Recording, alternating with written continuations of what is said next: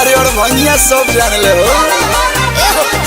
झलसी वाला बसो मारी के दिन हो, बाबा से कोई सुन मांगेला मलकिन हो।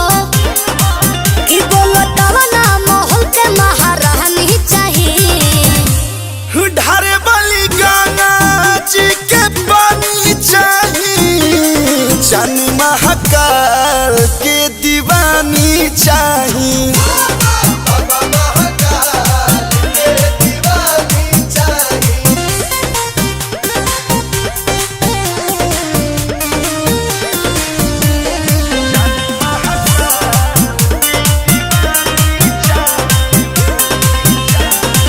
सुंदर चाहिए कि सुशील चाहिए हो, कोई सोलई किया के दिल चाहिए हो।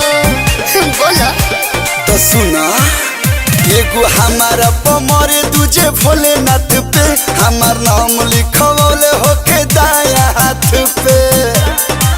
पता हो हमरे नियम दिल जानी चाहिए, पूजा पाठ करे वाली ज्ञानी चाहिए, जान महाकाल के दीवानी चाहिए।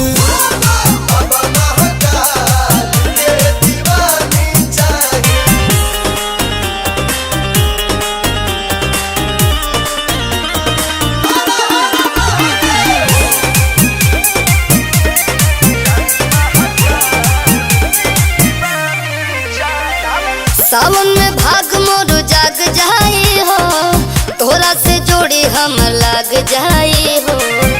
लागत मनोकामना पूरा हो गई, हम खोजतानी सच वही सन बारू हो, मन मन तू कलू के पसंद बारू हो। तो आगे बढ़े ई प्यार के कहानी चाहिए, सोना जस रूप देह जानी चाहिए, जान महाकाल के दीवानी चाहिए।